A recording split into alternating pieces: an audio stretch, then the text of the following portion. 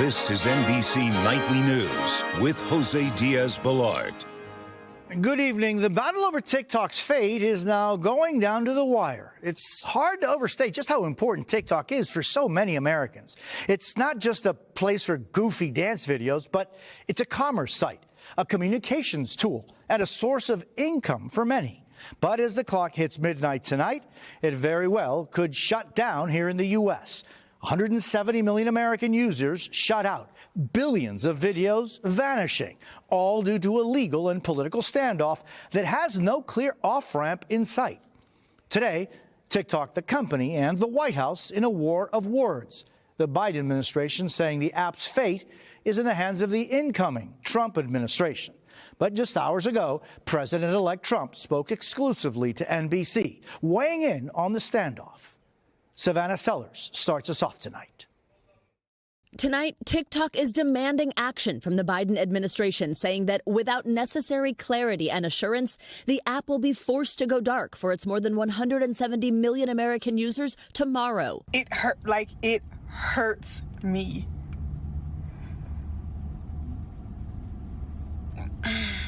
Users flooding the video sharing tool with farewell messages. I think it's time we say goodbye. It's a really sad day today, man. I'm not going to lie. In a phone call with NBC's Kristen Welker, President-elect Trump said delaying the need for a shutdown with a 90-day extension is something that will be most likely done, and that he could have an announcement on his decision as soon as Monday. But at issue right now, in the final hours of the Biden administration, are the service providers essential for helping TikTok operate.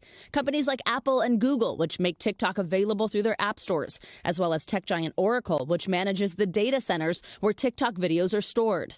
The law, based on national security concerns just upheld by the Supreme Court, demands TikTok divest from its China-based parent company ByteDance. Without that sale, there could be massive fines for the companies that enable TikTok to operate. Ahead of the law's midnight deadline, TikTok now says unless the Biden administration immediately provides a definitive statement to satisfy the most critical service providers assuring non-enforcement, unfortunately, TikTok will be forced to go dark on January 19th. The White House today calling that statement a stunt and saying its position has been clear, reiterating that actions to implement this law will fall to the next administration. TikTok CEO on Friday already publicly courting President-elect Trump. We are grateful and pleased to have the support of a president who truly understands our platform. Savannah Sellers joins me now. Savannah, is it possible that TikTok goes dark tomorrow but then pops right back up in a day or two? Jose, my sources within TikTok tell me anything, including that scenario is possible. The company's CEO is expected to attend the inauguration of Donald Trump. They may feel more comfortable bringing the app back online once Trump is in office. Jose? Savannah Sellers, thank you. Much of the country is bracing for brutal cold and snow starting tonight. More than 100 million under alert for life-threatening extremes and temperatures that could feel like an astonishing 55 below zero for some. Emily Ikeda joins us now from New York City, where they're expecting snow, Emily? Yeah, that's right, Jose. New York City is bracing for potentially more snow than it has seen in several years, with up to 5 inches expected to fall tomorrow and 8 inches outside of the city. There are more than 1,600 snowplows at the ready across the state as officials warn of a 1-2 punch with frigid temperatures to follow. Wind chills forecasted to dip below 0 degrees next week, and the Northeast is not alone. 80 million are under winter alerts and 110 million facing cold weather alerts, stretching into Texas, where temperatures could drop 30 degrees below average. In Louisiana and New Jersey, the governors there declaring states of emergency in preparation for the winter weather. But the most extreme temperatures will freeze the northern plains, where it could feel like negative 55 degrees through Monday. Jose? Emily Ikeda in New York, thank you. In Los Angeles tonight, thousands of families are starting to return home after those devastating wildfires. Evacuations now lifted in some areas, while in others, firefighters are still battling the flames. Morgan Chesky reports from hard-hit Pacific Palisades. Tonight, from the charred ruins of the Pacific Palisades to the now ash-laden Altadena, an emotional return for those who fled homes as flames erupted. On this street, one of the only homes left standing, was Mosengani's. First day back home today. Yeah, first day. How's it feel?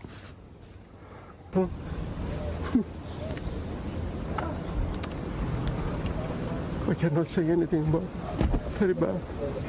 While his home made it through, he tells us smoke damage may leave nearly everything inside, a total loss. For fire survivors, new challenges. Donald Kirkland's house still stands, but concerns over air quality from both smoke and charred debris means masking up anytime he walks outside. We don't know what chemical makeup it is, so we don't want that to get into our lungs. On the fire line, hopeful progress. More than 5,000 firefighters are reinforcing crews that have reached 43% containment in the Palisades. And for the Eaton fire, an encouraging 73%. Relief efforts also gaining steam. Our home's not okay, but we're okay. As victims flood donation sites for anything and everything.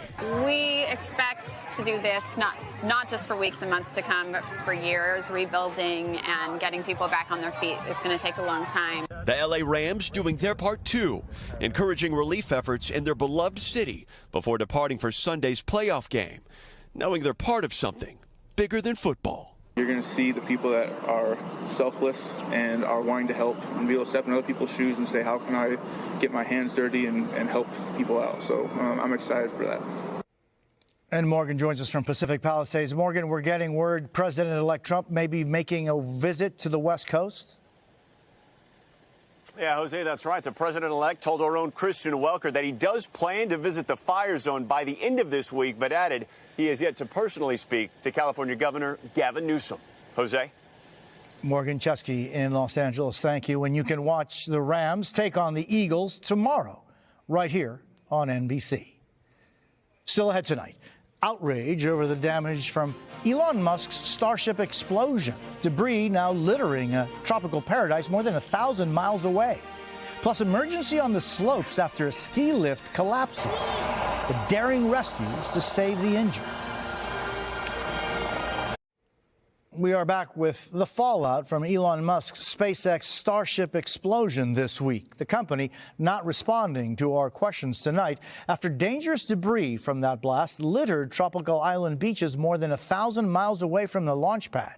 Here's Marisa Parra. New video shows the moments the world's most powerful rocket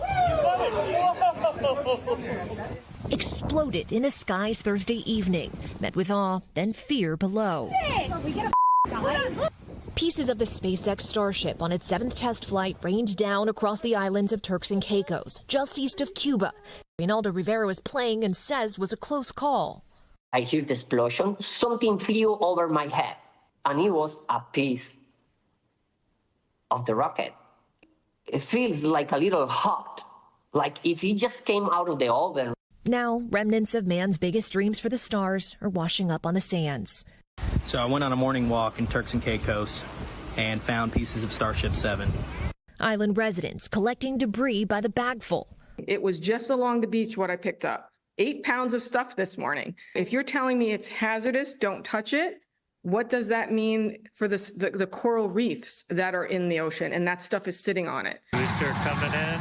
Elon Musk has captained SpaceX to take big wins, like this feat of engineering, at big risks that can come at a cost. Starship now grounded while the FAA oversees a new SpaceX-led investigation into Thursday's mishap, while Musk fights for approval to launch the rocket 25 times a year. If this was to happen again, how do you make sure that you don't pollute the Earth? This is our planet, and to me, that's just more important.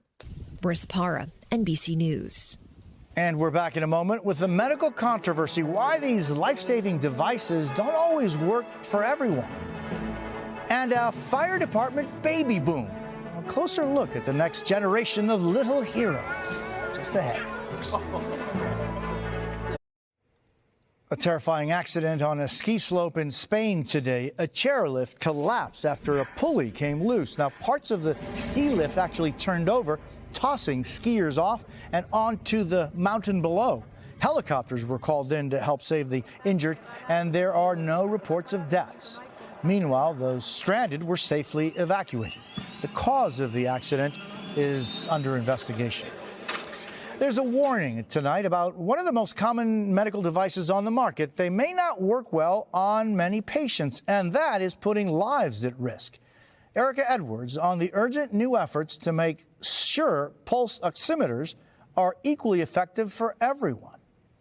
Sample 7. In this lab, almost there, waiting to get to 20. a rare look at the race to make this life-saving technology Keep that breathing up, keep that breathing up. work for all patients. Everybody's response to low oxygen levels is different. So Doctors here testing pulse oximeters, those common devices put on your finger to measure oxygen levels in the blood. The problem, they are generally not as precise for darker-skinned patients as they are for white ones.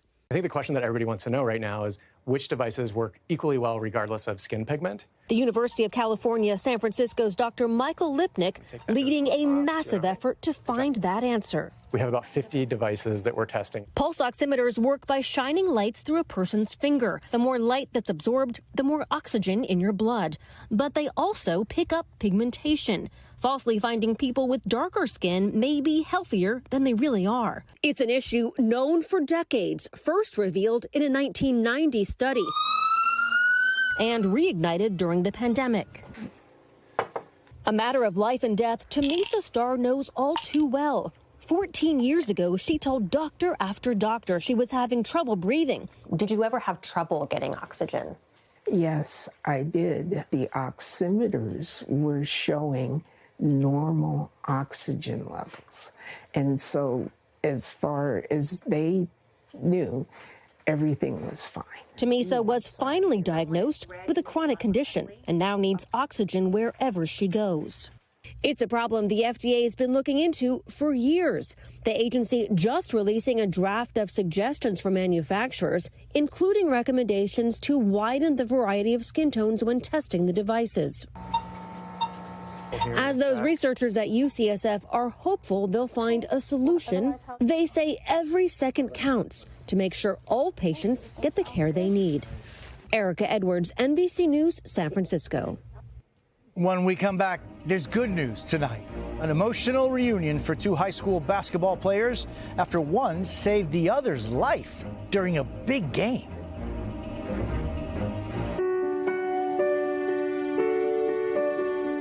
There's good news tonight. You know, so often the good news doesn't get as much attention as the bad. So every Saturday we highlight the many people who spread joy and love. These are just some of those stories this week. I got it! Across the country,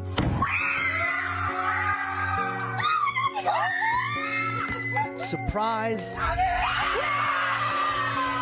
after surprise. Bright futures ahead for high school students finding out they got into the colleges of their dreams.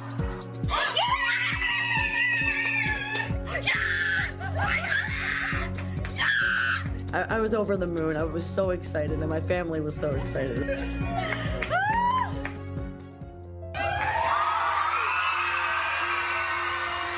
At Jamesville Elementary School in North Carolina, a graduation party for beloved teacher Cassie Garrett Barber, who got her degree in early childhood education after working her way up from being a bus driver at the school. Martin County Schools, give it up! The celebration so meaningful for Cassie, whose late mom Judy was also an educator. My mother passed away, and she was my biggest supporter and my everything. This gave the students an opportunity to see that even as an adult, you can go back and finish your dreams and just be successful in life. And in Chandler, Arizona, a baby boom at the city's fire department. 19 new little ones, most of them getting together for a New Year's photo. Local heroes celebrating a new generation. There's just something in the water in Chandler. It's pretty amazing, bringing more firefighters into the world. And speaking of heroes, it was just minutes into this high school basketball tournament near Oklahoma City when Dover High sophomore Randy Vitalis collapsed on the court, going into cardiac arrest. That's when Magnus Miller, a player on the other team, who's also a trained lifeguard, jumped in to help with a defibrillator and CPR. What are you thinking when you get in there and you jump in to help? Thank God they had a working and functional new AED And I got that on right away, got to him, checked his pulse, and then just got the AED working and started CPR right away. You saved my life. The two strangers finally meeting this week. There's no way you could die on that call. I wasn't going to let you. Magnus says faith helped them all that day. I love you. Yeah, I love you too. You said it was a greater presence there too. God put us there for a reason, and it just shows that nothing's by chance, and we were put there that day to not really go play basketball, but go save Randy's life. God willing, I was there. I'll always be there for you. You need anything, I'm here. That's NBC Nightly News for this Saturday. I'm Jose Diaz-Balart. Thank you for the privilege of your time, and good night.